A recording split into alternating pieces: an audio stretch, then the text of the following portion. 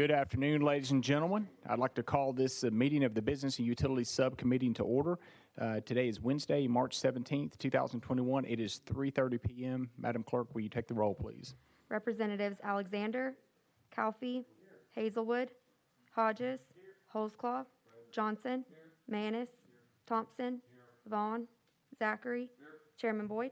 Here. Mr. Chairman, you have a quorum. Thank you, Madam Clerk. Let's call this meeting of the Business Utilities Subcommittee meeting to order. A few administrative items. Item 4 has been taken off of notice. Item 8 has been taken off of notice. Item 1 has been rolled 1 week. Item 11 has been rolled 1 week. And item 5 has been rolled to the heel of the calendar. So let's go ahead and get started. First up today is item number 2, House Bill 855 by Chairman Powers. Chairman Powers, you are recognized. We have a motion. We have a second. Chairman Powers, you're recognized on your bill. Thank you, Mr. Chairman. Committee. House Bill 855 is the Tennessee Business Fairness Act brought to me by the NFIB. We've learned a lot over the past year regarding public health guidelines, essential versus non-essential, and a lot more. We've also learned that a small business in certain industries were impacted a lot more than others. And we just feel like government shouldn't be in the business of picking winners and losers. We've seen big box retailers stay open while small retailers operated at 50% capacity or closed altogether. Like, if y'all are familiar, I'm not familiar with Phillips Toy Mart, but it's here in the Nashville area. They end up closing 2 months while you could go buy a toy at Walmart or Target right down the street. So it's really had an impact on the smaller business. This legislation seeks to provide the Tennessee business with the assurance that they, number one, cannot be forced to close while larger competitors stay open, and number two, they can follow any set of guidelines, state or local, and operate at the capacity that works best for them while protecting their customers and employees. With that, Mr. Chairman, I'll be glad to take any questions from the committee. Thank you for that explanation, Chairman Powers. Do we have any questions from the committee? Representative Manis, you recognize. Thank you, Representative Powers. This is a great legislation you brought as a business owner who actually was impacted during that time. I lost 100% of my business during that time, and you could go to Lowe's or Home Depot and see these big box stores, and I often stood there and wondered, is this really fair?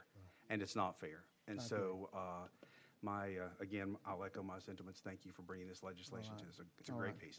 All right. Chairman Powers, recognized. Yeah, thank you. And we've seen that happen a lot. A pharmacy, you might have a large pharmacy that's open and a smaller one that have to close down or go to 50% capacity. I know my business was impacted. We had to lock the door and close everything down and work inside a little bit or work at home. So we want to make sure it's just a fair and level playing field for everybody. Representative Hodges, you recognize. Thank you, Mr. Chairman. It's just so if they close if they close everything, does the governor still have the ability to close everything by executive order then? Chairman Powers, you recognize. The executive orders, I don't know if the ones that we had in the past were more of a recommendation than a mandate to close. So that would be up to legal probably to figure that out. If the Attorney General or the Attorney General would have to get involved, if you're actually going to close one, what they've done was recommended, I think, and made the recommendation that a lot of stores close or follow guidelines that were inappropriate that made them close or they couldn't open because of that. But I don't think we ever had the mandate where they actually forced anybody to close. Hodges, you recognize. Thank you.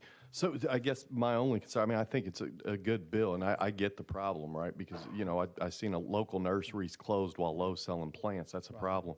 But I guess the only concern I have is that we don't have the ability to close if something major were to happen. If Ebola comes to Tennessee and we're seeing a 90% mortality rate, are we going to be able to shut stores down if we need to? And that's the only question that I have, the only concern I have. Okay. Chairman Powers. Yeah, and that's a great question, too, and I don't really know the answer to that either because the state of emergency, I don't know if that was within the purview of the governor to be able to actually force a business to close. I know we had a lot that did, and a lot of people were just going by the recommendation and the Tennessee guidelines or CDC guidelines, but I don't think that they actually could force them to close or penalize them if they didn't. Representative Hodges? Could legal answer that question, if at all possible? Absolutely. Let's go out of session, and we will hear from Jamie Shanks from Legal Services. Jamie Shanks, Office of Legal Services. My understanding, and forgive me, I don't have it in front of me to look directly at the language. The governor had issued executive orders that, during this pandemic, that had suspended different parts of the statutes. And I know that there is some debate now whether or not that was within the governor's authority, but that ultimately would have to be determined by a court. I can't, say one way or other how they would go in it, but he was acting under statute and promulgated the executive orders pursuant to that. This language here would instead say that there's an option on what precautions and guidelines you're following. So that's the difference with this. Thank you, Jamie. Let's go back into session. Representative Hodges, do you have any follow-up? Okay. Chairman Powers, do you have anything? No, I'll be glad to take any other questions. If you... Members of the committee, do we have any more questions for Chairman Powers? If not, we are voting on House Bill 855 to send it to full commerce. All in favor say aye. Aye. All opposed say no. The ayes have it, and the bill is on its way to full commerce. Thank you, Mr. Powers. Chairman, committee. Next up is item number 3. That's House Bill 408 by Chairman Kiesling.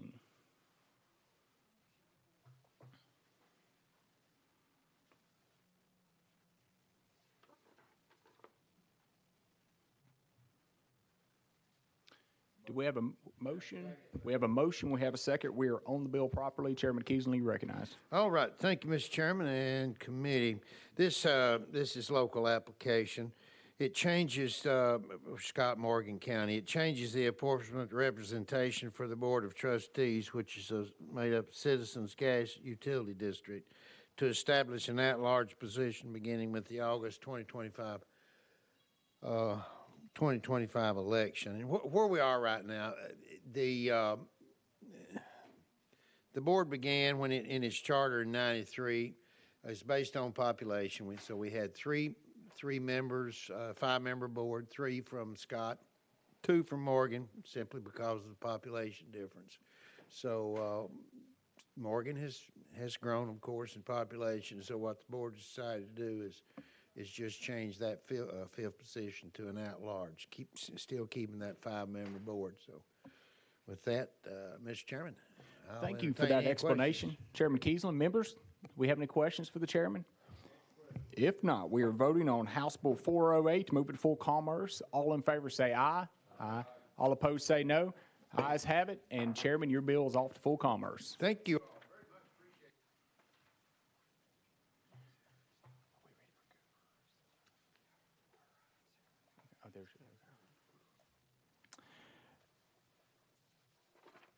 Next up is item number 6. That's House Bill 28 by Representative Cooper.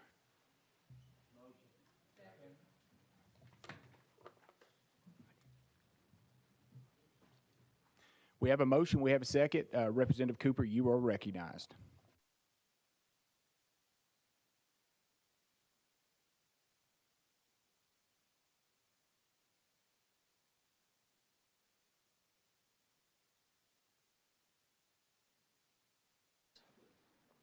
This is House Bill 28.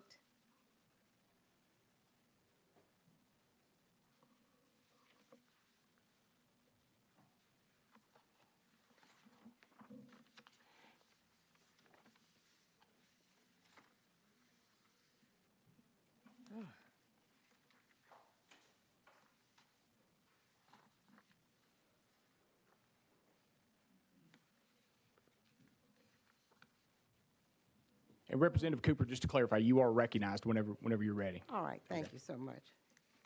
And thank you for your patience. I want to make sure, I have 2 bills running around. I know what I'm going to write. 165. And Representative Cooper, this is House Bill 28 is the one we're talking about. Right.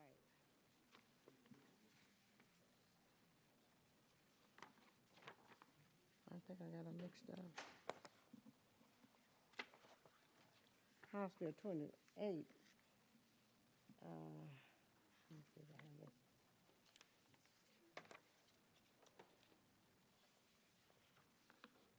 All right, thank you for your patience. House Bill 28 authorizes municipal electrics, rural electric cooperatives, and telephone cooperatives to provide broadband internet service within distressed counties that are outside the entity's current service area. It requires the Department of Environment and Conservation to make broadband internet service available to all state parks located in distressed counties. And I brought this bill because you know that we're in COVID now, and many of the youngsters have been out of school for so long, but some were able to have lessons on the internet, virtual lessons on the internet, but many of them in distressed areas have not been able to be in school. And I have real concern about that, and I think most of us who know about it have concerns about it. And I went through the code, and the code says that was reported to me by fiscal that there are 11 counties. 11 counties have been designated as distressed by the Department of Economic and Community Development for fiscal year 2021. That's Bledsoe, Clay, Cock, Grundy, Hancock, Hardeman, Lake, Lauderdale, Perry, Scott, and Wayne. The proposed language defines broadband as wireless internet transmission speeds of at least 25 megabytes per second for download and 25 megabytes for upload, or the current definition provided by the Federal Communications Commission, whichever figure is fastest. There are 5 state parks located within the distressed counties based on information provided by TDEC. Cost of installing broadband at each park vary based on size and geography of the park. And one of the 5 parks, Fall Creek Falls, currently meets the requirements of the legislation. Based on recent upgrades in similar parks and facilities, TDEC estimates the installation of fiber optic cable within the parks will cost $30,000 per mile, with the following, well, they have some information on here about each park, so I won't go through all of those. But there is a need for us to have the internet for our children. Too many of them are out of school because of COVID now. And then even in school, a lot of children are in virtual schools. And we're not keeping up to date with our other children in the county. Now, I brought this from Shelby because I represent Shelby County in the southwest area of Shelby County. And I had letters from parents who have written me about not having access to, not only access to cable, but they don't have access really to their cell phones are going out. And I don't know, I wanted to just read a few things that I had from a letter from a parent just this week. We, the members of the Boxtown community, are greatly concerned with cell phone tower reception. So you see, if they have problems with cell phones, they can't find a hotspot anywhere.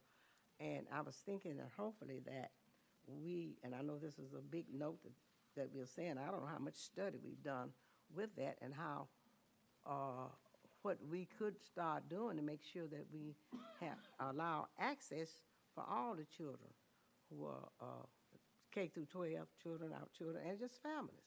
Because you're out of date if you don't have the internet. I'm still trying to learn a lot of things, but I know without my cell phone and with my little internet, there's a lot of information that I would really be hard, wouldn't be able to get it.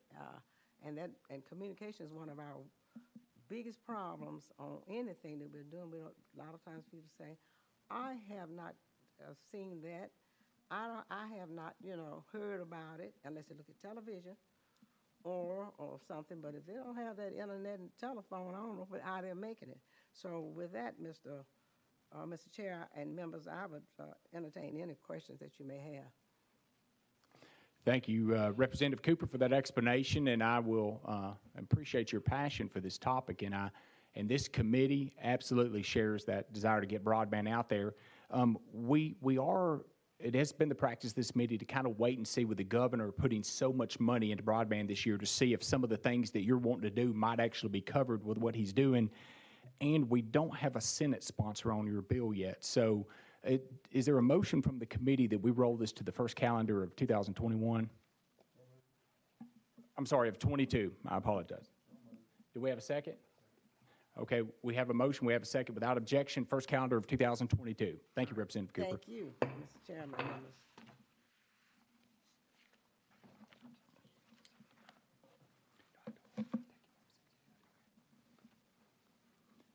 Next up is item number 5 by Representative Hurt, House Bill 716.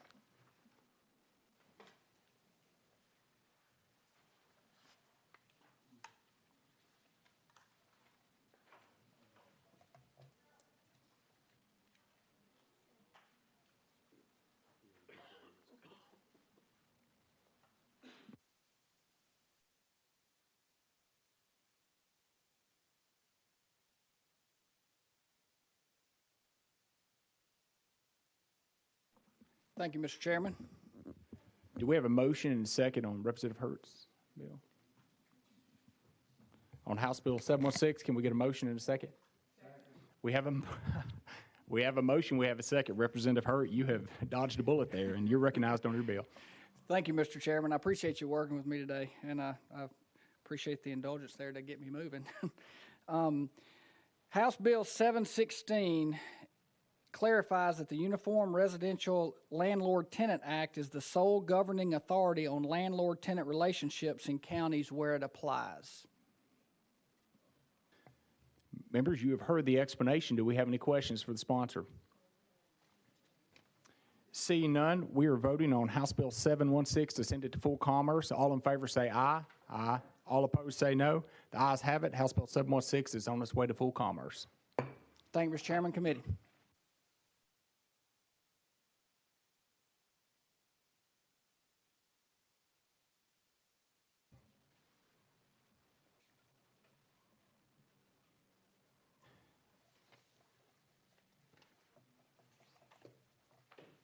Next up is item number 9. That's House Bill 390 by Representative Harris.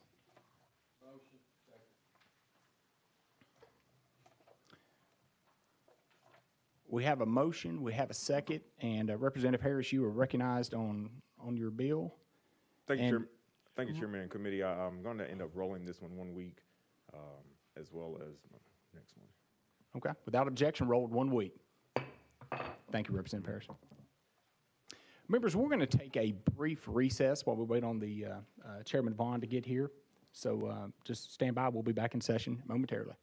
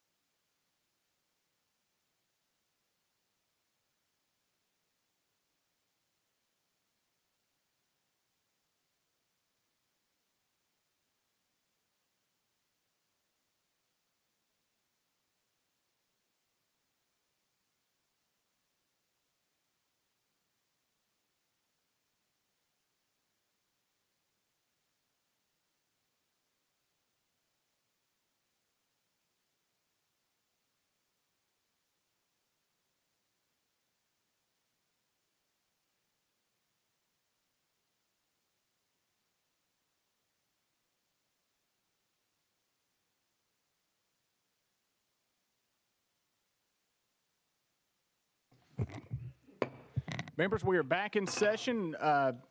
Just a update. Item number 10, House Bill 1328, has been rolled 1 week. Chairman Vaughn, you're up next. That's item number 7, House Bill 649. We have a motion. We have a second. Chairman Vaughn, you are recognized on your bill. Thank you, Mr. Chairman. What this bill contemplates doing It is... looks like we have an amendment, Chairman Vaughn. What drafting code are you showing on that? That would be 5256. That's what I'm showing. Do we have a motion and a second on the amendment? We have a motion. We have a second on the amendment. Chairman Vaughn, go ahead with your amendment. This amendment makes the bill, Mr. Chairman. It contemplates a financially distressed utility district, how it is disposed of within the system. It allows for the Utility Management Review Board to consider a number of different options for it. I'll be happy to answer any questions. Thank you for that explanation, Chairman Vaughn. Members, do we have any questions on the amendment? Question on the amendment. Questions being called on the amendment? Without objection, all in favor, say aye. Aye. All opposed, say no. The ayes have it. The amendment is on the bill. Chairman Vaughn, you're recognized on the bill as amended. And given that the amendment makes the bill, sir, I'll stand for any questions on the bill. Questions been called. Without objection, we're voting on House Bill 649 as amended to send it to full commerce. All in favor say aye. Aye. All opposed say no. The ayes have it. Bill passes. It's on its way to full commerce. Members, that concludes our business for the day. Without objection, this meeting is adjourned. Make y'all work overtime.